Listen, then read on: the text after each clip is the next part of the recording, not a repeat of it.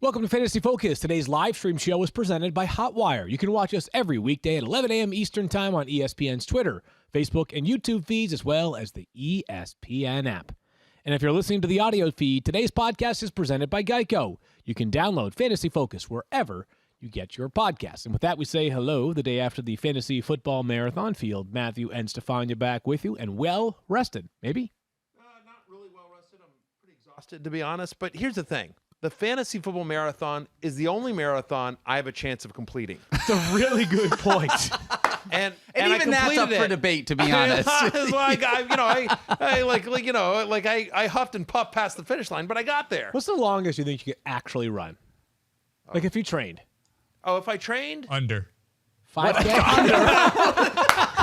Thirsty Kyle, was that on air or was that just on our ears? So good. Thirsty Kyle from the top rope. Thirsty Kyle from the top rope.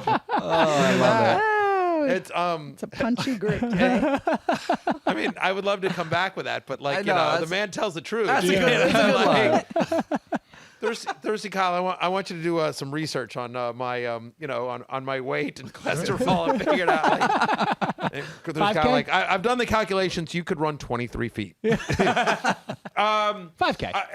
I think yes. I think definitely a couple of miles. I think 5K. 5K, it's like 3.2 miles. You could do that. My concern would be, honestly, assuming I trained and built up to it. Honestly, my concern would just be like my knees. You know what I mean? Old knees. I have old knees. Yeah. No, but I definitely think I could do a 10K, 5K, and I could potentially do a 10K. Probably not. I think with training you could do a 10K. I really do. Yeah. And I'm saying that because I'm encouraging you to try one. I appreciate that. We could raise a lot of money for charity if you did that. Oh my God. Oh my gosh. Stephania, any takeaways from you from the marathon over the past 26 hours? I'm still stuck on his knees that are made of Snickers with no ACLs. And how are you going to get those to run a 10K? You can't tear an ACL if you can't don't have an ACL. That's right. That's right. I mean, there you go. No, Crazy like a fox over here. I enjoyed the marathon. I thought we were good this year. Yeah. That's my assessment. Is that bad? Yeah, listen, Am I wrong? No. I felt like everybody was like, you know what it was? We were back here together.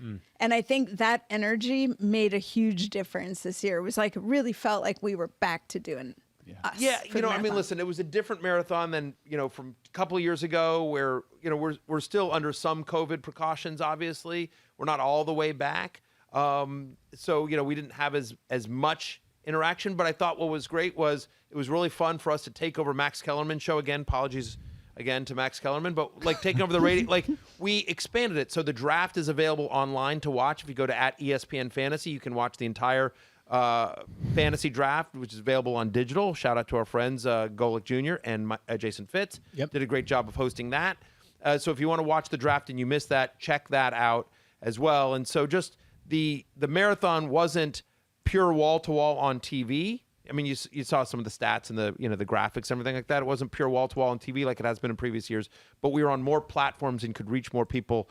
We did the 2-hour radio show, a lot more digital content as well. So exciting, and hopefully we're through the COVID back. We're through everything with COVID, and next year can be full go, full bore, have everyone in studio in a big party. There are previous iterations of the marathon where you were up for 30 straight hours or some ridiculous amount of time. I think we followed the work smarter, not harder mantra a little bit in recent years. I miss that. I got to be honest with you. You're sick. You miss I am. that? What do you mean? I do. Listen, it screws up my body for a week, but it is the Screws it up. What is it normally then? Sorry. You're looking at it. It's kind of a tough start to the show for you today. Huh? It has been. And by the way, my boss was just like, hey, do you want Mike to do it? You don't have to come in after the marathon. I'm like, no, I'll come in. I'll do it. No, I want to do it. I'll do the show. So anyway, but no, just the adrenaline rush. I just love it. I really love those first couple of years where I was literally doing 28 straight hours of television, just the challenge of that and being able to try to be on for that long. And once you start getting to hour 20 and 21, and you start getting punchy, and you're like, I'm in front of a live microphone. I got to be. I don't know. I enjoyed that challenge of walking that high wire act. Hour 27. Aaron Mahomes is my favorite quarterback this year. But it's like, who the heck is this guy? Get him off my TV right now. But much fun, really exciting, and I think most importantly, we got a lot of people to sign up and to play fantasy football for free on ESPN and download the ESPN Fantasy app, which is the goal of the marathon. Over 1.5 million people signed up and drafted a team. That's awesome news. And you say this often. It's a rule that I have taken from you and felt like I need to champion it myself, is that the most important thing we can do every single year in fantasy football is bring somebody else aboard and enter the game for the first time. For the record, Field, I did that this year by bringing A.J. Dillon, Green Bay Packers running back, into fantasy, as you guys have seen on Twitter. Count him. Well, no one else claimed him, so I did. I called dibs. I get A.J. Dillon. I get A.J. Dillon. I get A.J. Dillon. You guys find someone else. I don't know. He did put out a tweet and said I was his favorite. He did, but I was mentioned in the first tweet that he had. That's all I'm saying. Green Bay Packers running back A.J. Dillon. Okay. Well, here's what I'm going to say. You know what? I'm going to allow it, and I'm going to tell you why. I'm going to tell you why for two reasons. Okay. We'll move on. I'm going to allow it. Number one is because if we don't give you A.J. Dillon, that means you would have to, A, find a friend, and then B, invite that person to play in a fantasy league with you. So Good luck. It's a two-step process for you that I don't know has a high probability of success. I can barely turn your microphone on before the show starts. You know what I mean? Actually, correct. That is a true story. And secondly, I like the fact that you are sitting there in a Detroit Lions sweatshirt. Yeah. One pride, baby. That's right. And that one pride is, let me suck up to a Green Bay Packer. Wow. Who will run all over you to just me. turned the table. I mean, like, I'm just saying, like, you know what, like, that's fine. If you want your one person in fantasy to be a Green Bay Packer, who, by the way, the quad father is going to run all over your Detroit Lions, you got to sit there with, like, not one pride, but, like, half a pride, quarter of a pride. Wow. Like, I don't know, though. Like, don't you think that the half pride taken away from A.J. Dillon curb stomping the Lions' run defense is offset by the half pride he gets because he brought A.J. Dillon into the world of fantasy football? So you still net out neutrally. Sure. I think Anyone that There's doesn't still understand what we're one talking about, A.J. Dillon on Twitter reached out to us, tagged all of us in a tweet and said, I'm thinking about trying fantasy football this year. We reached out, and so he's going to be on the show. We got to figure that out. Yep. But he's going to be on the show, and we're going to get him in a league. Can I tell you who my one person is, and then we can move on? Okay. I'll take mine after. Okay. I've been asking him for years, literally ever since I got to the company. I've been asking him for years, but I was just on a show the other day, and Stephen A. Smith is joining fantasy football this year. He announced it on Stephen A.'s World. I was a guest on his show on ESPN Plus 2 days ago. Wow. So I am very excited. As I told him on the air, I said, you understand that when I get requests of, hey, I want to be in a league with, I don't think I get more requests than Stephen A. Smith. Everyone wants to shut Stephen A. up. Everyone wants to take him on, and I said, listen, big part of fantasy football, of course, is trash talk. There may not be a greater trash talker in the history of fantasy football than Stephen A. Smith. Man. So he's already got one skill set down. I think he'll be great. But for me, I'm excited because, in all seriousness, like Stephen A. is the face of this company. Correct. He is a huge star, and to have the face of this company is good for fantasy football. It is good for the game. It is good for ESPN. So, and certainly good for ESPN fantasy. So I'm super excited. We're going to get a league together for Stephen A. Smith and for Stephen A.'s World. So super excited about that. That's my one person. Stephen A.'s World. That's cool. your one person. That's my one person. I took Stephen this A. whole thing SAS. I took this a little bit more literally this year. Wait, Stephen A.'s a person. Like No, that, I know. I mean, a little more like bringing him into the world because I wanted to share with you guys. Oh, understood. I want to be a dad. Oh, that's That was something I wanted to share with you guys. That's amazing. Thanks, Daniel. Yay! So I figured no better time than the present to tell you guys. And so when I bring someone into the world this year, it's a baby girl. Right. How about that? Amazing. So you can have your Stephen A. I'll have my unborn baby Yates child. That's so amazing. I'm currently workshopping names, by the way. And the announcer. Wait, you know what you're going to get? You're going to get, Maddie's a nice name for a girl. No, I've got it. I've upped the ante. So yeah, Maddie is a Chapin nice is name. due early 2022, looking like January of 2022. She's an absolute warrior, by the way. I'm already in awe of her, but Right. Any mother / expectant mother, and really just women in general, absolute. She's been an absolute Rock warrior. star. Unbelievable. Well, no surprise. No surprise about that. I will tell you this. I told you this privately when you told me, and I will tell you this now on the air. being the daddy's girl thing is a real thing, and being the father of a daughter is amazing. It like changed my life, and God bless you and Chapin. Like all jokes aside, like that is an awesome, amazing, beautiful thing. Heck yeah. I'm thrilled for the two of you, and I'm thrilled you're gonna have a baby girl because it's awesome. I won't It's awesome. reveal. We have 3 names currently that we're working through for the baby. I'll reveal 2 of them. Okay. I won't reveal the last. Lavender, Summer, what's a weird? Do you have like these? Oh, no. Currently Rondell, it's, no, Rashad. Kamara, McCaffrey. There we go. That's what it is. The That's last what it one is. that There we we go. haven't quite. Chapin is sort of resisting those names so far. Although with a strong year this year out of Alvin, you never know. Mahomes is maybe a middle name, like feels a little more masculine to me. Mahomes, right? But Sure. For a girl, we got to find something. I don't know. Kamara has a nice name, and sort of McCaffrey. I don't know. You could work Oh, with McCaffrey, that. I like. How about this? That's nice. How about this? I got one. 'Cause you're a Boston guy, Brady. Brady. Brady's a good. It's a good girl's name. It is. There's only one problem. What's that? As you mentioned, I'm from Boston. Everyone's named Brady. Everybody has either a dog or a kid named Brady from where I grew up. Everybody. It's like Brady, Ortiz, and Bill. Those are the names. All right, fine. Yeah. I guess Gronk it is. Gronk is actually a very popular one as well. All right, so Baby Gronk. but thanks everybody. Come here, little Gronk. Let me put some ribbons on you. Thanks to all those who have already reached out, Instagram, etc. We're very excited and very grateful, and everybody has their own journey to this point, and we think about those who go through these long journeys, and we can't wait for what's ahead for us. And It's gonna be awesome. Feels like the show was all downhill from here. Like that was sort of the big part, right? Oh, yeah, I Yeah. should have saved that for last. Stefania's going to be a wonderful aunt. Daniel's going to be a great uncle, and Matthew will be there as well. So that'll be really, we feel very grateful to have this little family of ours here at the Fantasy Focus. So no better way to pivot from a baby announcement to Double Trouble than to just ask for the drop. Double trouble. Double trouble. Double trouble. Double trouble. As of this moment, they're on double secret probation.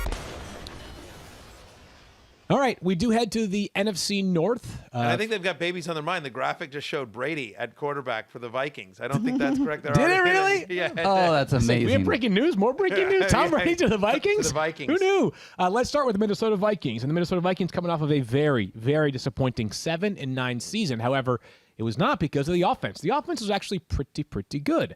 As a matter of fact, they were had a bunch of players that finished at least as close to starters or a surefire starter at their respective positions. Kirk Cousins was quarterback 11 last year, over 19 fantasy points per game. I don't think anyone would guess that. Nobody would. Like no one. He had a quietly very productive fantasy year, and no one's aware of it. And you know what's interesting, though, Matthew, is I was looking back on it, and if you had Kirk Cousins as your quarterback last year, it was fine. There were some brilliant weeks, fine. especially at the end of the season. Correct. He got red hot in 16 and 17. It wasn't always dominant, right? And I feel like because there are some quarterbacks that have a higher chance of upside weekly, there's probably 10 or 15 of those. Kirk Cousins is not being discussed as like a frequent starter in fantasy. Are you comfortable if you walk away from your draft in a 12-team league, not a 10-team league, 12-team league, 14-team league, with Kirk Cousins as your starter? Were you too patient on quarterback at that point? I think you were. And the way that it makes sense, and this is something that's been brought up on fantasy Twitter as well, so I don't want to take credit for this. But and I apologize for who first put this out there. But I think this is, look at what the Vikings are doing early schedule-wise.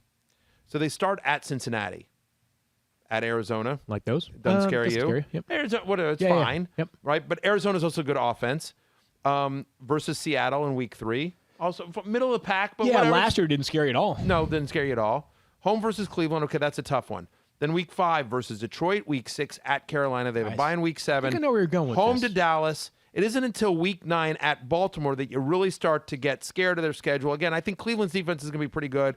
And like I said, Arizona and Seattle are middle of the pack, but positives are both have really good offenses. So the point is that we think the Vikings are either going to have really good schedule, either a really good defense to play against, or they're going to have to keep up because the offense they're playing against is going to score a lot of points. And so if you draft a Justin Fields, a Trey Lance, and you're waiting for that player to become a starter, Kirk Cousins makes kind of a nice stopgap that you can pair with him, and obviously you can get him very late. Yeah, you certainly can. And Kyle notes that last year, in only half of his games, was Kirk Cousins a top 12 quarterback. So a little bit of a Jekyll and Hyde season from Kirk Cousins last year. But that's kind of expected, right? That's why he's ranked quarterback 18 through 22 on the ESPN ranks. Stephania, I know, wants to jump in here on Kirk Cousins and the Vikings at large. Well, the reason being that I'm getting asked this a lot on social media. People are talking about, are you altering any of your strategy for fantasy football based on the COVID-19 situation with various players? Now, we know that the league has, as of the other day, 92% rate of vaccination amongst all players, but there are clearly some players who've chosen not to get the vaccine, and they haven't all been identified, but some have essentially self-identified because there have been instances where they've had to isolate already, and they've made their stance pretty clear. One of those players being Kirk Cousins. So I thought this was a good time to just remind people of what some of the differences are. The protocols are different in a number of ways for fully vaccinated versus not vaccinated individuals in terms of restrictions around travel, etc. But I think what's important to note is if there is a high-risk close contact, which has a long definition, but it has to do with proximity to someone who is COVID-19 positive. In the case of a fully vaccinated player, they are not required to isolate, even though they would undergo testing to ensure that they have not also tested positive. But for an unvaccinated individual who has a high-risk close contact, they're required to be away from the facility, the club, the team for 5 days. And they undergo serial testing. And if that testing continues to be negative, after the 5th day, they can return. But that is the reason that during training camp, you saw the Minnesota Vikings without virtually their entire quarterback room, because one of those individuals tested positive. The others were deemed high-risk close contact and had to stay away for 5 days. So understand that we will not know necessarily everyone who is or is not vaccinated, but for people who we know have opted not to be vaccinated, at least up until now, that is the risk should they be a high-risk close contact or ultimately contract COVID-19. I think it's hard sometimes to talk about this without sounding glib or crass about it. Sure. And I don't mean to say that Kirk Cousins' health is any more or less significant than somebody like a Patrick Mahomes or Josh Allen or Tom Brady, who would be talked about as a weekly starter. But I think that from a strategy perspective, I don't know that this alters anything specific to Kirk Cousins for me. Does it? But speaking generally, is there a strategy alteration if you are aware of a player who has been clear about his intentions to not receive the vaccine?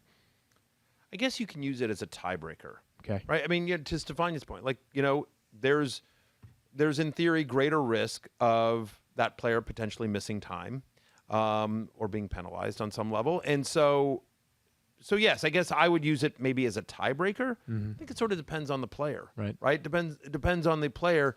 But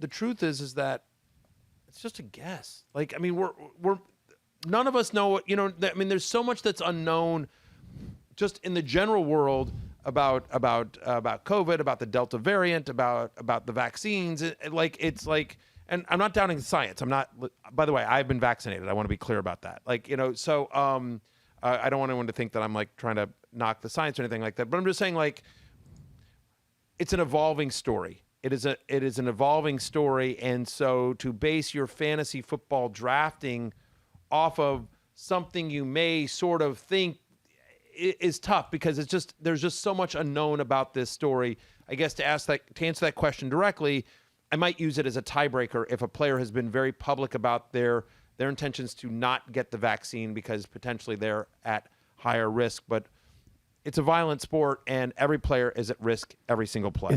Field, can I ask a question real quick? And is it fair to say if it wasn't quarterback 18 and he was quarterback 3, it would be a bigger conversation? But because Kirk Cousins is so far down the list. Like, if it's Mahomes or Allen, then I think people are probably thinking about it much more prominently because, that you don't want to wake up on Saturday or Sunday morning, Stephania, and find out that your quarterback is dealing with something. So just to give you sort of another example that we dealt with during training camp this year, and that was Lamar Jackson, who tested positive for COVID-19 for the second time. And when John Harbaugh talked about him returning to the team, he said, he experienced symptoms, real symptoms.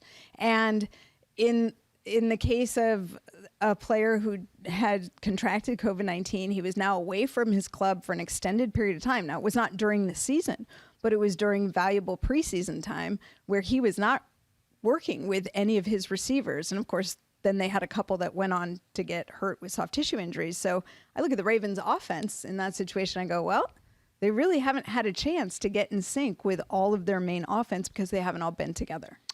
Let's leave it there, and let's move forward from Kirk Cousins and the quarterback spot at the Vikings to Dalvin Cook. Before we move off of Kirk Cousins, I just want to talk about the offense in general and ask you a question. Okay.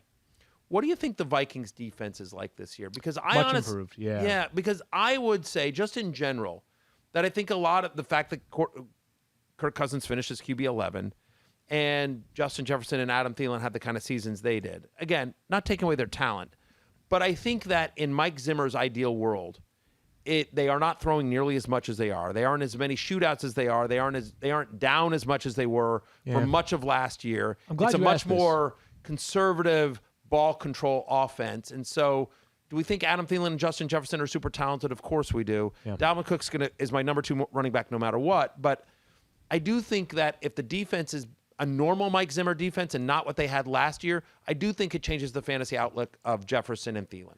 I'm glad you asked it because I went back and looked. Okay. And Kirk Cousins has been with the Vikings for 3 seasons. Yes, sir. And his numbers have been relatively close year over year. The passing offense has been relatively efficient year over year. He's always a very accurate quarterback, whether that's because of the throws that he is making or his natural accuracy. But this offense has been kind of comparable for 3 straight seasons, even though the defense last year cratered relative to where it was in previous seasons. So it's not as much concerning to me, especially for those 2 wide receivers where I'm going to fall back on the talent, right? Thielen, one of the great touchdown makers in the NFL, and Justin Jefferson, I think we all believe, a true superstar. So let's talk about Dalvin Cook. Thirsty Kyle, that's something to look up. Do me a favor. I'm going to ask Thirsty Kyle to look this up. Just how many games in which the Vikings were trailing last year, and it's by more than 7 points. How many games like last year, and where that ranked among the? But I would have thought that the numbers would have been much better than where they were in previous years, and I was surprised that Kirk Cousins' passing yardage was not. I think it was right below or right above in 2018. But I would have thought 500 yards difference, 6 or 7 extra touchdowns. I was surprised by it. But anyways. Without getting, there was also a season in there where Dalvin Cook missed some time, right? So they probably had to throw more. And I also think listen, Stephon Diggs, and we now certainly know what kind of talent Stephon Diggs is. Stephon Diggs has top 3 fantasy wide receiver in the NFL ability. Stephon Diggs never had the kind of season Justin Jefferson did last year with the Vikings. I'm just saying, I do think that if it is, if it's a better defense, I think you can lower the expectations of the Vikings offense slightly. Okay, Kyle has it real quick, and then we'll wrap this up and move to Dalvin Cook. Kyle, what's the answer about Matthew's 7-point deficit question? The Vikings ranked 13th in number of offensive snaps when trailing by at least 7 points last year. So that's kind of I think it's above average, but more middle of the pack. All right, so that. Yeah, I had the same instinct. So I think it might be more stabilized than maybe our mind logically would lead us to think. All right, we're going to come back and talk about Dalvin Cook, a star in his own right, in just a minute. But first, do you own or rent your home? Yep. Sure you do, Daniel. And I bet it can be hard work, but you know it's easy? Bundling policies with Geico. Geico makes it easy to bundle your homeowners or renters insurance along with your auto policy. Get used to bundles, Field. Oh, I get what you're saying. Yeah. It's a good thing, too, because you already have so much to do around your home. Go to geico.com, get a quote, and see how much you could save. It's Geico easy. Visit geico.com today. That's geico.com. Fantasy Focus. Nothing cuter than a little baby bundled up. So cute. That's man. true. I can't wait. I'm going to have a baby Bjorn. Yeah.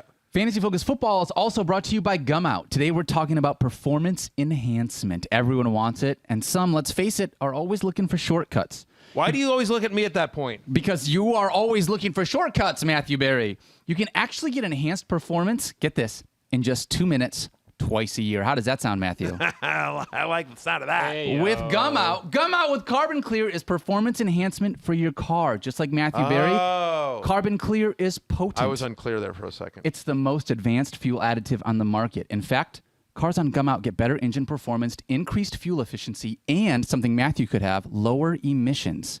It only takes 2 minutes to pour Gum Out into a gas tank, so it's quick and easy to use. With all the things you deal with to get your car running smoothly, it's nice to know that Gum Out takes no time at all. Probably takes much longer to decide who to put in your lineup each week. And it's also not hard to find. You can get it at any mass retailer or your local auto parts store. So what are you waiting for? Get your car running right with Gum Out. Now with Carbon Clear. Performance enhancement for your car. And with that, we turn to Dalvin Cook, and Dalvin Cook is a player who's just remarkable last season. I think there's a case, Matthew, that last year he may have been sort of the safest bet week to week, or maybe he is the safest bet week to week going forward. And here's the reason why I'm going to explain. Let me explain this a little bit further. Is that when you're looking for a safe floor in fantasy, you certainly want amazing rushing ability. He has that, as does somebody like Derrick Henry, right? But you also want somebody who has passing game usage. Maybe he's actually just second in terms of safety. And if you look at Dalvin Cook's game log last year, like the passing volume was just consistent, right? There was no spike where he has like a 13 reception game that makes his end of season numbers look better than they were. It was like consistently, frequently between like 4 and 6 catches, like 40 to 50 yards. I think he finished the year last year. 40, I think it was 44 catches maybe last year for Dalvin Cook. Just solid, dependable, 5 to 7 points added per week as a receiver. That's the kind of value I think you're looking for. So other than Christian McCaffrey, who we know has a 1,000-yard rushing plus 1,000-yard receiving upside every single week, Dalvin Cook checks all the boxes. 1,000-yard rushing and receiving every single week? Every single season. I don't mean week because I'm a dummy. 34,000 total yards from scrimmage at the end of the year. And we're splitting hairs, right? So like Derrick Henry doesn't have as much receiving upside, and Alvin Kamara is just not used as frequently as a runner, right? Mm-hmm. So Dalvin Cook kind of just strikes all the right notes. I have Dalvin Cook at number 2, and I think he's a pretty clear number 2. We did a draft last night, and Mina Kimes took Alvin Kamara at 2, which I was a little surprised about, given that I think Dalvin Cook is sort of 2. She really likes Kamara. Stephania, managed to get. Stephania went Derrick Henry at 3. Yeah. So there's certainly I don't think you can go wrong with any of those running backs. Plus Ezekiel Elliott or Dalvin Cook. All of a sudden, I got something in my throat. That's why you're hearing me. Is that what it is? He's is emotional. It love? It must be love. He's thinking about Baby Yates. It's just getting choked up several times too. Verklempt. It's going to happen every few days. Every once in a while, you just get those emotions come over you, man. Can I go get water? Sure, yeah, you can go get water. Yeah, how about I go get you water? I'll take it from here, buddy. Go get some water. All right, Daniel. Okay, get your throat cleared. I'll talk about Dalvin Cook here for a second. But again, I should redo that for the video team. No, it's okay. I'll Yeah, handle You it. think so? All right. Dalvin Cook, though, top 2 in touches last year, top 2 in scrimmage yards, top 2 in total touchdowns scored last year. As I mentioned, I was actually correct. 44 catches last season, consistent, solid, steady. He's a star. The Vikings have a lot invested in him, and despite the fact that we know Minnesota has a capable back behind him in Alexander Mattison, it's the Dalvin Cook show unless Dalvin Cook is not on the field. He is the workhorse. Third in both red zone carries and goal-to-go carries. That's what's exciting is not only is he the guy that gets you between the 20s, but when they get in close, they also give it to Dalvin Cook. They like to run. Mike Zimmer likes to run when you get in close. And I actually think, you mentioned Alexander Mattison. I think Alexander Mattison is a point in favor of Dalvin Cook, and I'll tell you why. Look, football is a violent sport. Knowing the fact that you can draft insurance for Dalvin Cook and Alexander Mattison, I think is helpful because there are some players that are going, and you're just sort of like, well, who's that? Like Derrick Henry's backup. Do we think it's Evans, Do we think it's Evans? Maybe like we think it's going to be him, but we haven't really seen it, right? Like there are some elite running backs where you're just sort of like that Ezekiel Elliott's backup is Tony Pollard. Great. I do think having a clear guy to draft actually helps because you've got that position. To me, Dalvin Cook is the clear number 2 overall and number 2 running back in fantasy this year. With you right there, Dalvin Cook also feels like a guy that embraces the fantasy goodness as well. He is cooking, was cooking all last year. We expect him to cook again this upcoming year. It's time now for a blind resume. We've got a blind resume, which is brought to you by Hotwire. Book an expensive hotel for cheap. On Hotwire, download the Hotwire app to book beyond your wildest means. All bookings are final. So I'm going to have you try to fill in the blanks. Since 2018, here's a look at the most touchdown receptions per game. First player we'll give you. The answer, Davante Adams. Players A, B, and C. And by the way, Davante Adams since 2018 has averaged 0.88 receiving touchdowns per game. Player A, 0.79. Player B is 0.71. Player C is 0.64. I will bet you anything. One of these is Adam Thielen. Okay, Adam Thielen I agree with as well. I will go with Tyreek Hill as one of them. And then I will go with, you got any third guesses here? Big touchdown makers since 2018. I was going to say, it could be Mike Evans. I was going to say Mike Evans, maybe? Yeah, good guess on Mike Evans. Yeah. Let's do a reveal here and see what happens. Let's go! That never happened. All right. I can't. Look what happens when you don't give Stephania any guesses and we get them all. Yes, exactly. Well, I don't know because I don't have a monitor, so I have no proof that you actually got we the got it name right. Wow. Tyreek Hill, Adam Thielen, and Mike Evans That is in order amazing. were the answers to our blind resume. bet you Really peaked. good right there. So well done. Thanks to our friends at Hotwire for making Blind Resume happen. But before we talk about Adam Thielen, we're going to talk about his teammate, the young king, Justin Jefferson, who last year was wide receiver 9 on a points-per-game basis with a relatively slow start to the season because, well, he's a rookie, and it takes some time to get going in the NFL. But once he did, he never looked back. 89 catches, 1,259 receiving yards, and 8 receiving touchdowns. And if you look at the second half of last year, Matthew, the dude was vacuuming every target available. 7 games with 10-plus targets, and I know that we worked through whether or not the Vikings were playing behind more frequently than you expect them to this upcoming season, but I just there's nothing about me that can bring my mind to downgrade at Justin Jefferson, because even if there are some circumstantial things that lead them to run the football more, there's also an excellent chance that Justin Jefferson's an even better overall player this year. He's a talent play. We all have him as basically a wide receiver 1. I'm at wide receiver 11, so I'm slightly lower just because, again, I'm a little nervous about the defense. But, look, I mean, the guy had a 26% target share. Yeah, ridiculous. 26% target share, fourth highest among wide receivers. And you sort of look at Minnesota and you're like, well, you've got Adam Thielen. You've got Irv Smith, who we'll talk about in a little bit. But they didn't bring in any other competition for targets this year. And we always talk about the idea that player makes his biggest jump from year 1 to year 2. Just imagine what year 2 of Justin Jefferson could be like. 7 games with 100 receiving yards last year. He was just absurd. And he, of course, was our 06-010 award winner of the Rookie of the Year. Drafted as wide receiver 53 last year. Oh, my gosh. Last thing I And want to say, one Matthew. other thing that's worth noting about Justin Jefferson, obviously, is that 26% target share with Adam Thielen there. Adam Thielen has had injury issues in his past. He's 31 years old this year. If Adam Thielen were to miss any time this year, I don't know, 35% target share, 40% target share. What's the NFL record? He would be Keenan Allen-like, I would think, in that Minnesota Adams offense. yeah. Last thought here, and this is just for fun. I'm going to go all the way around the room because everybody wants to know who's going to be this year's Justin Jefferson, a player who, as a rookie, exceeded expectations in a major way. And it's unfair to expect that every year there's going to be a Justin Jefferson. He was wide receiver 53 and finished as wide receiver 9. But if you had to state your case for one rookie wide receiver that you think is just going to be a baller this year, I'll start, and I guess it's kind of cheating because you could pick the same person as me if you want. I'm going Jalen Waddle. Yeah. Daniel, who are you taking? I think I can see Matthew still thinking about his choice. I mean, this is kind of like the Kalen Ballage argument, but I'm going to say Amon-Ra St. Brown. He's just going undrafted, and someone in that offense is going to have to catch passes. I realize that's a homer thing for us to talk about with the Lions, but, I mean, I think the kid's going to be a flex play, a low-end flex play, on a number of weeks towards the end of the season. Stephania? I don't know that it's going to be all season, but I think by the second half he gets there, Jamar Chase. Interesting. Chase, okay.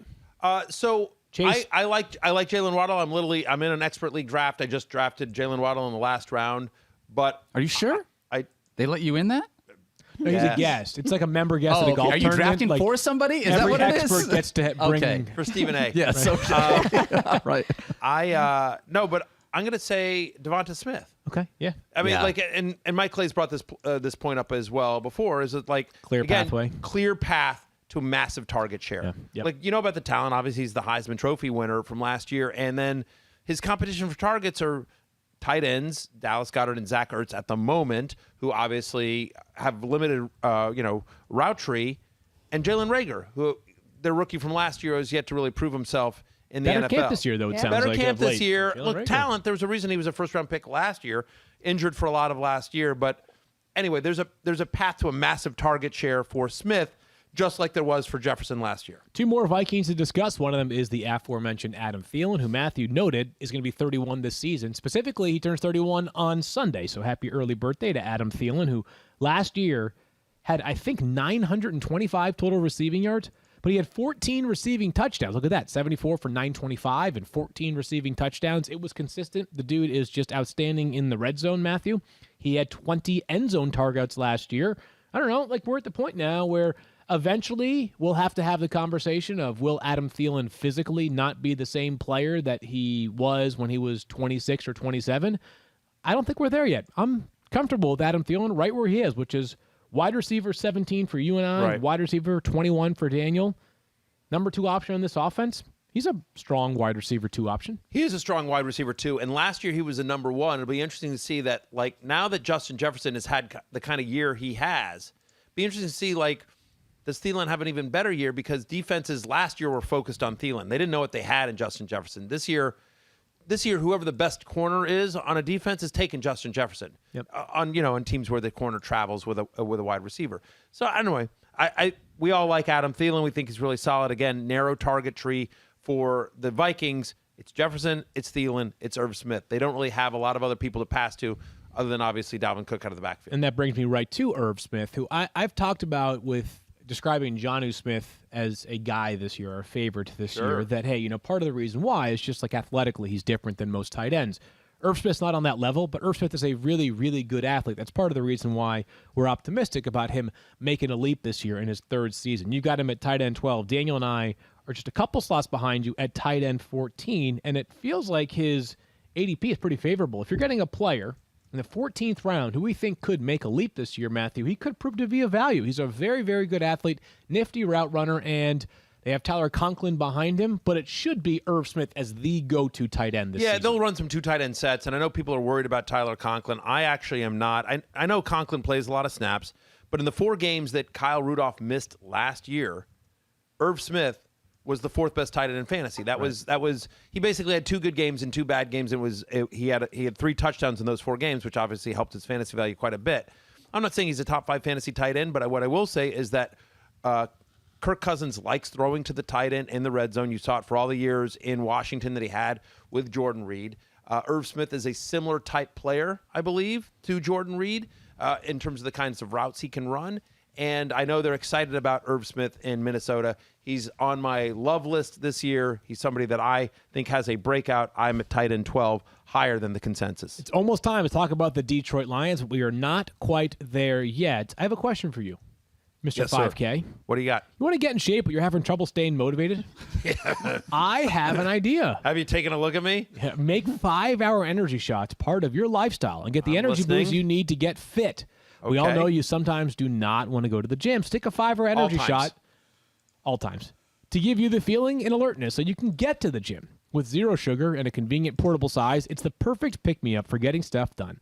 The 5-hour energy shot has flavors galore like watermelon, tropical burst, cherry, peach mango, and more. There's a flavor for everyone. Try them all, and on the site, you even have the option to build your own. You can do a 12-pack or a 24-pack. You choose the flavors. It's delivered right to your door if you go to 5hourenergy.com, and that's the number 5hourenergy.com, and get some 5-hour energy product. You can do so today using our promo code FFF to receive 10% off your order. This offer is only valid until September 30th on one order and cannot be used with other promotions. The code is not good on subscription orders.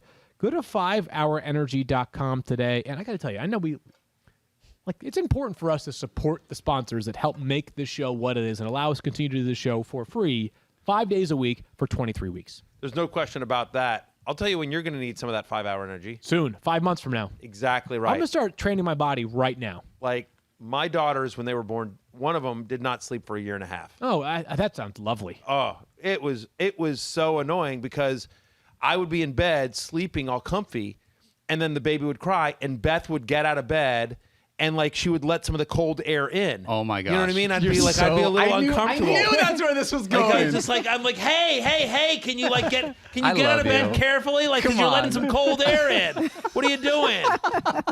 And then it would take me a moment or two to get back to bed. Yeah. And so it was tough. Yeah. It was tough on me. Hard knock And then life. she'd get back in bed and and then rustle the covers a little bit, or sometimes the bed would creak or something like that. Was that before or after she punched you? Please. She didn't punch me at all. Beth She didn't is punch a me at all saint, and this only goes to prove she it. didn't punch me at all because you know what? She knew what she was getting into. That's right. She'll do stuff like I'll just very quickly. Beth will do stuff like she'll be like Todd helps around the house. We'll be out with another couple, and she's like, look at Todd helping around the house, and I'm like, what do you want from me? You should have married Todd. Come on. She was like, trust me, I know. I know. Yeah, I know. exactly. Like, you wanna know ask- what you were getting into. Let's see if Todd wants to move in. All right. Exactly. We got one more live read from our friends over at Hotwire, but first I need you guys to look underneath your seats for a surprise for the second half of the show. Imagine a nice vacation. Is there a view of the parking lot there? No. So don't book a cheap hotel. Book an expensive hotel for cheap. All right? With hot rate deals, you can stay in a nicer hotel than you ever thought possible. Just select your city, your neighborhood, and the amenities that you're looking for. Then you get your hot rate. Better views, king-size beds, and freshly pressed waffle woven robes await you. And also actual waffles for the record. So download the Hotwire app now and book beyond your wildest means. All bookings final. You are a legend, Daniel. Here's the deal. You I are a brought legend. in, it is now time for the Fantasy Focus Football Podcast to talk about the Detroit Lions on Double Trouble. Everybody here in studio has a Lions jersey on. Real quick, going to go through this. I gave Matthew Stafford because a couple synonyms that go in that work in both ways. Iron Man. Right. Always there. Yeah. Ton of effort. Except for this year. Never complains. A lot of things that Matthew Stafford, and he's carried the team for 10 plus years without hardly any help, Matthew, which is basically you as well. Well, no offense to Calvin Johnson.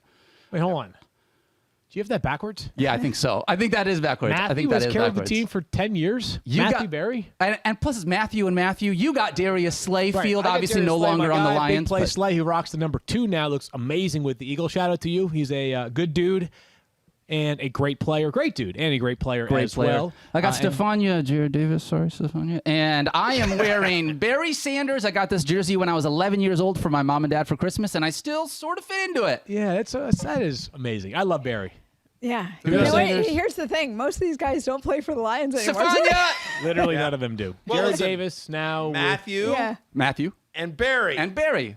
there Matthew you go. Barry. I could have. Yeah, you and I Yeah. together once again. There you go. Magic. Matthew Magic. and Barry. One pride, baby. One pride. It's One really, pride. It's really sad, Daniel. You don't have any, I love that current- Daniel did this, by the way. I love know. that you I have know. all these I got to get available. some new Lions jerseys, I guys. know. What player would you get if you get a jersey? Hockenson. I would put my hair down and I'd wear a Hockenson jersey every day of the And week. people would Okay. be like, oh my God, it's TJ Hockenson. They literally. Do you think they go up to him and say, are you it Daniel Daniel Dopp? Dopp? Probably. They probably are like, you look a little small, but are you Daniel? I will never forget this. Quick story. I went to the draft in Nashville the year that TJ Hockenson was taken in the first round, 8th overall, 2018. I'm part of the digital show for the draft every year at ESPN, and in some years we've gone to the draft until the past couple with COVID. But that year, my best friend was getting married in Detroit on Saturday of the draft. I remember this. So on Friday morning, I board a flight from Nashville to Detroit with TJ Hockenson, who was like the most unassuming superstar athlete you'll ever see, right? Like, he's huge, obviously. He's 6'6". But, like, he looked like he'd been wearing the same suit since junior year of high school, right? Like, his hair now compared to where he was back in the day, completely different. One of the great about faces that we have seen, or not about face, but one of the great come-ups we have seen in quite some time. We got off the plane in Detroit, and it was like, no one was like, dude, like, who is that guy that, like, just got drafted? No, like, did not. He just was the average man boarding a plane. I love it. Life has changed dramatically for TJ Hockenson, who looks now like Daniel Dopp's doppelganger. Quick story. One question, and then a quick story off of that. Yeah. My question is, you mean the wedding of your second best friend, right? Second best friend, right? I have best friends for different sectors of my life. Daniel is my overall best friend. Yeah. Wait, what? Well, and you will be invited to my wedding when it happens sometime in the near future, but Thank you. not yet. Yeah. Oh. Okay, good. Oh. I assume I'm marrying you. I assume I'm. Yeah, Rosie and I have talked about it. You're either marrying us or you're gonna be the flower girl, and either one, you're gonna be cute. It's gonna be adorable and it'll be amazing. You know what? I'm down for either. Yeah. I'm Okay, down for good. either. Yeah. I'll do either. That'd be amazing. All right. So, last 2 years I haven't been able to go because of COVID, but I usually get invited to the NFLPA rookie premiere. Right. And I get to interview all these rookies. And so, when I interviewed TJ Hockenson, he was there with his parents. And he was just like, oh, hey, come, mom and dad. Like, They were it on was the flight, too. That's Right. amazing. it was the sweetest thing in the world. Like, he brought them with him, and he was so excited. You know what I mean? Like, dude, you're a top 10 draft pick. You know, but like he couldn't. I had the exact same experience. Completely unassuming, like the sweetest, nicest guy. We had a great interview as well, and we had him do some. I told him, I said, hey, my co-host on the fantasy show on ESPN Plus, huge Lions fan, and he did some bits specifically for us, for Daniel, that we had fun with on the show. So, by the way, he's still a great guy. He just looks a lot different. Yeah. We're all big Hockenson fans here at the 06010. We've only got 15 minutes left, though. So that's about how long you need for the Lions. I'm not trying to be make like a joke. I would actually got say, 3 times as much time. Do you want to start with Goff, or should we just go to Hockenson since we're talking about him? Can we talk about Hockenson? Let's talk about him right now. Yeah, Let's talk about Hockenson Hockenson, because I think he has a chance. I mean, I think it's no surprise here. He is probably the most or second most interesting player for fantasy on the Lions this year. He ranks tight end 4 for Matthew, tight end 5 for Daniel, tight end 6 for me. Last year, he was tight end 6 with 11.0 points per game. There have been a variety of reports from those who are on the ground in Detroit every day that suggest he's been the best player in the Lions training camp this year. No surprise, he is. I mean, he's electric. The idea when they drafted him 8th overall was for him to become the next in that line of dynamic game-changing tight ends.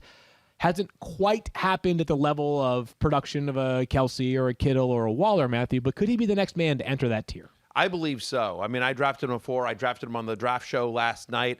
I believe there's a chance that this year he enters the Kittle-Waller tier of tight ends. He's slightly below them for me right now, but he's a firm number 4 for me. Last year, top 5 among tight ends in targets, receptions, and yards. And you just sort of think about how the Lions season is going to go this year. A lot of unknowns in the passing game, and we'll talk about them coming up in a second. But I think it is highly likely that passing game goes through T.J. Hockenson. I think there is a very good chance that he leads that team in yards and fantasy points and targets. My daughter's calling me on FaceTime right now. Very normal. Very normal. Like mother, like daughter. And so anyway, getting a tight end where the passing game goes through that player, I think is a great thing. So we don't expect Detroit to be particularly good this year. We think they're going to be throwing quite a bit. Give me some T.J. Hockenson as tight end 4. Yeah, currently being drafted in the 7th round, which is interestingly because he's in the range of like Myles Gaskin and Brandon Ayuk, but he's sort of in a tier on his own in between Kyle Pitts and then the next wave of tight ends. You've got kind of this. There's a smorgasbord of tight ends coming after him. He goes in the Kyle Pitts, Mark Andrews area. Yeah. And like a little later than Andrews this year, or at least on ADP. Yeah, and I would rather have Hockenson. And I think Andrews is great, but I would rather have Hockenson than Andrews or Kyle Pitts. Yeah, right ahead of Logan Thomas as well, by the way. Logan Thomas other tight ends. And you put him ahead of your Logan Thomas, Matthew. I put him ahead of my Logan Thomas. I appreciate that. Let's go back. What do you think? On T.J. Hockenson? Yeah, versus Andrews, Mark Andrews. I've got Andrews a little bit ahead of him only because the touchdown upside is significant. And with Mark Andrews, and we have seen that year over year with him. I'm a little bit more concerned. Sorry, Daniel. We'll talk about it in greater depth right now, but the Lions actually finishing off drives. They may do some damage on occasional drives between the 20s, but this is a rebuilding year for Detroit. This is a year where it is not going to be quantified just by wins and losses. It'll be about how many players they can find that fit the program long term and sort of building the culture under this new leadership the way that they want it. How many kneecaps they can eat. No. But I'm going to say this, Field Yates.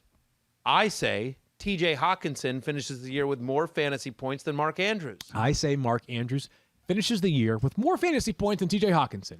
Put it on the board! Put it on the board. Thank you, Daniel. Well done by you. Let's go back to Jared Goff here for a second, Matthew. We can be quick. He is not ranked by anybody this year in fantasy. Nope. It just feels like between the lack of rushing upside, the lack of passing game weapons that are established around him, the offensive line should be pretty good, but I don't think this is a year where Jared Goff is going to be cracking fantasy lineups routinely. I agree. There we go. We can leave it right there. Let's get to DeAndre Swift, though, because this one I think is an interesting player in fantasy, Matthew. Yeah. Here's the reason why. On ability, he's there. He's right there, right? Sure. In terms of opportunity, he should be right there as well. They did sign Jamal Williams. We'll talk about him in a moment, but it seems clear that DeAndre Swift is going to be the guy up front in this backfield. Talented guy, young player, all those things. Good offensive line. The scare, should be a run-heavy scheme as well. Again, Anthony Lynn is the new offensive coordinator, former head coach of the Chargers, former NFL running back, and somebody that has, at least in stops in Buffalo and with the Chargers as a play caller or a head coach, has liked to use multiple running backs but also run the ball a lot. Yeah, and obviously had a ton of success with Melvin Gordon and Austin Eckler with the Chargers. So I think the concern people have is just like, if this team isn't going to be very good, does that limit the upside of DeAndre Swift? and how much so? If they're forced into passing game situations, are we going to have an offense that might be 60-40 DeAndre Swift versus Jamal Williams? Is that fair criticism or fair concern? I think it's fair concern, but it's not one that I buy because DeAndre Swift is a good pass catcher. So I think Swift and Williams, you'll see both guys. I don't think it's going to be one of those things where Swift is always the first and second down back and Williams is always the third down back. I think both guys are versatile. I think you could possibly see both guys in the backfield at one point as well. So, DeAndre Swift had 66 catches last year. Yeah. I'm sorry. His projections are 66 catches this year, I should say. He didn't have – I was like – He did not last year. No, yeah, he was okay hurt. as a pass catcher. Yes. And so, I don't know. So, I'm more a believer in the talent and the opportunity than I am the concern about it's just not going to be a good team. Yeah, really, really talented guy. And if he had gone in the first round last year, no one would have batted an eyelash. And he could be – if he was in a different spot right now – we might be talking about him in a much, much different vein. We talked about this when he got drafted. Had he been drafted by the City? Chiefs instead of Clyde Edwards-Helaire, we'd have been talking about him as a top 10 player last year. Right. Like we would have, because he's that kind of talented. Sure. Very, very talented guy. Let's just hope that they're competitive enough offensively they can finish off some drives. That being said. But we all think he's a mid-tier RB2, except for Daniel has him at RB12. Secret Squirrel. I do have him at RB12. You have him as basically a borderline RB1. I do. I have him towards the back half of the first round for me. And if you're talking about a 12-team league, and I love the idea that offensive line has been beefed up quite a bit this year. Obviously, Frank Ragnow is incredible. Being able, no offense to Cincinnati and not being able to grab a tackle, but I was very glad that Penei Sewell fell to us, and I think he's going to be fantastic. If there's one thing on that offense that the Lions have the ability to work on, that offensive line is something that they can work with. And so I'm hoping from that standpoint, you'll have some good running lanes for both DeAndre Swift and Jamal Williams, to be honest. And let's talk about Jamal Williams one step further, because we know this much. When he got opportunities in Green Bay, he was really good. Yep. But even when he didn't get opportunities to be the man, he was still good. He's a very, very talented pass catcher. And I know that sometimes we can overthink these things or put too much stock into them, but it's clear he's a spark plug for this offense right away, like for this team in general, right? He's an emotional sort of tone setter for Detroit. I think he's going to play a lot in Detroit. He's one of my favorite values, Matthew. He's going as an RB4, which I think is a good spot for him to be in. I don't know that you could ever, if you go zero RB strategy, I'm not going as low as Jamal Williams as a starter, but I think he's a really useful bench piece. I think he's a really useful bench piece. I agree as well. His ADP is running back 40, which means he's going as a running back 5. Wow. I'm at running back 34. I'm the highest on it. You have him at 38, so you're a few spots behind me as well. But we both have him ahead of consensus. We both really like the player. I agree with you. When he has gotten an opportunity, he has produced. We talk about this, the Schefter thing, follow the money. Jamal Williams got paid this offseason. They 2 years, $7.5 million. Yeah, in a market that was somewhat depressed for running backs, Jamal Williams got a nice little contract there, left Green Bay, and I think there's a negativity towards Jamal Williams just because Aaron Jones is so good. It's not a crime to be not as good as Aaron Jones. Right? And Jamal Williams. The Packers took Jamal Williams one round ahead of Aaron Jones back when they drafted him out of BYU 4 years ago. They like Jamal Williams quite a bit, I think, and we've heard Anthony Lynn and others around the Lions talk up Jamal Williams. I agree with you. I don't think he's just, quote, insurance for DeAndre Swift. I think he has a legitimate flex ability in a deeper league, and obviously if anything were to happen to Swift, he would easily be a top 12 running back. So I agree with you. I think he is one of my favorite flyers this year, and somebody that a really good sleeper and somebody that made the love list. He was on the love list. You agree, Stephania? Yeah, I was just going to say that basically I really love Jamal Williams and I am down on DeAndre Swift for the exact same reasons. If you heard Anthony Lynn talk about Jamal Williams, he talked about how he was sending him video before they ever got to training camp of all these different things he'd been working on. And when the suggestion was made that he was going to be this backup role to DeAndre Swift, Anthony Lynn made it clear that that was not the case. They were sort of interchangeable pieces, which made me a little more concerned for DeAndre Swift's value, but made me really love Jamal Williams where you can draft him. Yeah, Jamal Williams, just a talented player. So a guy that I think has a chance, we all agree has a chance to carve out a role. Sometimes we look through the lens of a 16-team league because we all play in the War Room League. He'll be useful in that War Room League. He absolutely that much will is be. for sure. We've got a few minutes left here, and the Lions have Daniel, I'm sorry, it's just a fact. They have the most unproven wide receiver group right now in the NFL. They've got a couple of veterans in Tyrell Williams and also Brashad Perriman, two guys that have dealt with injuries in their career. I have a suggestion. Okay. Because we're running short on time. I know who Daniel takes. Daniel would take Brown. I would take Perriman. Do you want to take Tyrell Williams, and we'll just talk about each one? Get a minute on each. If you would pick one. Yep, sure. And I'll start with Brashad Perriman, a former first-round pick. He's bounced around the NFL, but we saw him have real success with Tampa Bay 2 years ago with Jameis Winston. Kind of a lost season for all of the Jets last year. But I just like his big playability. This is a guy that, last year, over 33% of his receptions gained 20 or more yards. He led all wide receivers who had 50 more targets. Just a big play guy who seems to have solved the drop issue and seemed to solve the injury issue.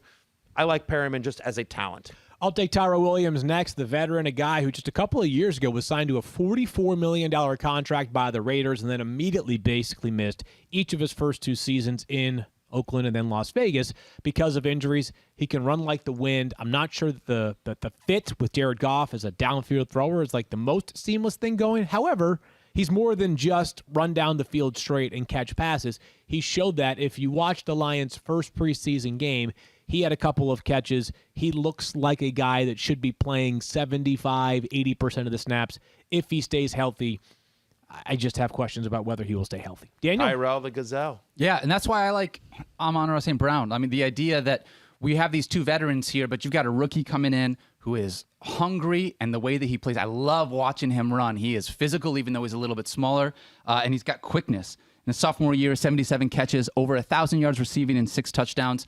This is like, in my mind, this is like the who was the running back that you loved that I just said earlier in the show that we always give you grief on from the Miami Dolphins? Kalen Ballage. This is the Kalen Ballage argument for me, where no one's saying that you need to draft him, right? He's not draftable right now in redraft leagues. But the idea that towards the end of the season with this wide receiving core and Jared Goff with his play action ability to be able to find someone that could potentially develop that rapport with Jared Goff, I like Amon-Ra St. Brown as an end of the year. He starts to pick it up and come on. Not going to cost you anything, but not someone you're drafting now. Someone that I'm watching for later on. A name to keep in mind. Exactly. Also Absolutely a heck of a name. of. Amon-Ra St. Brown, younger brother of Equanimous St. Brown, That's right. son of former Mr. Universe. This family, if you want to go get like lost on Wikipedia for 15 minutes, just read about this family. It's remarkable. There is just like athlete after athlete after athlete, incredible parents, an amazing story, speak multiple language, quite a crew they have there amongst the St. Brown family. And just one more time, I mentioned this on the podcast a couple of times, I do find watching preseason broadcasts to be instructive because while you get the local teams, you get the local and I know that broadcasts. some people say they sound like home, and that's sometimes they do. But that's okay. That's allowed. But you also learn a lot. And Herman Moore was part of the Lions broadcast this year. The great Herman Moore, one of the excellent receivers during his generation. And you hear about him talking about how, first of all, I trust what his eyes see. He's a great wide receiver. Second of all, he's spending time around the team frequently, and he's talking about how, hey, Amon-Ra St. Brown is a player that they believe in already in Detroit. And out of part necessity and part ability, I think he's got a chance to be a close to every down or frequent slot player for the Detroit Lions. So he is my favorite of these three as a lottery ticket lead. That's fair enough. Like, again, the Justin Jefferson argument, right? I mean, he's got an opportunity for certain one of these guys is going to emerge. Yep. One of these guys will be fantasy viable. I like Perriman just because he's been an elite fantasy wide receiver, not for a long period of time, but he has been at one point in his career. But certainly get the argument for St. Brown as well. Yeah. All right. You good to wrap it up? I was going to wrap it up. I was just going to say, listen, if you'd like to check out the newest episode of the Fantasy Show with Matthew Berry and Daniel Dopp, you can do so with a subscription to ESPN Plus. And one of the ways you get a subscription to ESPN Plus? How? Rotopass.com, baby. You get ESPN Plus. You get access to everyone. Your written work, Mike Clay's written work, Stephania's written work, the Fantasy Show with me and Daniel, Carabel, Cockcroft, everyone, Mel and Todd, anyone you could possibly want. Everything that's great that comes with ESPN Plus. Plus 5 other great sites, customized ranks, draft software, DFS lineup optimizers, so much more. Rotopass.com. Use promo code 06010 for 10% off. All right, we're going to close the show out with some social questions brought to you by Hotwire. Download the Hotwire app to book beyond your wildest means. All bookings final. First one comes from, we have 3 polls from our Twitter handle. Is Chris Carson underrated? We had Jackson put this up a couple days ago. Poll came back 75% yes, underrated, 25% no. I think we've done a good job on making sure that 06010 knows where Chris Carson's supposed to be. Yep. Agreed. Next poll was, which Tampa Bay wide receiver are you highest on? We talked about this the other day. 43% said Chris Godwin, 38% said Mike Evans, 18% said Antonio Brown. How you guys feel about those? Well, I said Chris Godwin was my guy on the air the other night. Yeah, I was Evans. She did. I'm an Evans guy, but I understand it. I have them ranked Evans, Godwin, Brown. I like Brown the most at cost. At cost, right. Just because it's much Godwin cheaper at to cost, acquire. but Evans, I like him the most. Yep. Yep. Last one is, and I was surprised by this one. If Taysom Hill is named the starter, can he be a top 10 quarterback? 71% of our listeners said no. I think can versus will is sort of an Wow. interesting distinction here. Right? Could he be? Yeah, if everything breaks right. Will he be? I won't have him ranked as a top 10. I'll have him just outside that top 10 because there are so many good quarterbacks this year. But that ability, I think, definitely exists there. Yeah, we have. I'm amazed that 71% said he cannot be. Like He could be. He could be. Right. He was the 4 games that he started last year. Right. So he obviously can be. It'll we be don't know tough if he to will sustain. be. Yeah, we don't I'm even with know you. if he'll Will be versus the can. starter. Yep. Yeah, I don't know. Anyway, hey, we got preseason football. Yeah, we do. A few Yeah. games tonight, and we'll be back tomorrow with a couple of takeaways. Plus, we will close out Double Trouble the week of Double Trouble, with the Panthers and the Falcons. Enjoy the second week of the preseason. Yeah, there's a couple of animals right there. Looking forward to that. Panthers and Falcons. They're The animals. Mike Davis Bowl. The Mike Davis Bowl. Wow. That's right. Like it. I Mike like Davis it. Bowl here on Double Trouble tomorrow. Looking forward to that. In the meantime, for Matthew, Stephania, and Daniel, I am Field. We will talk to you guys soon enough. Peace out. You're in the 06010.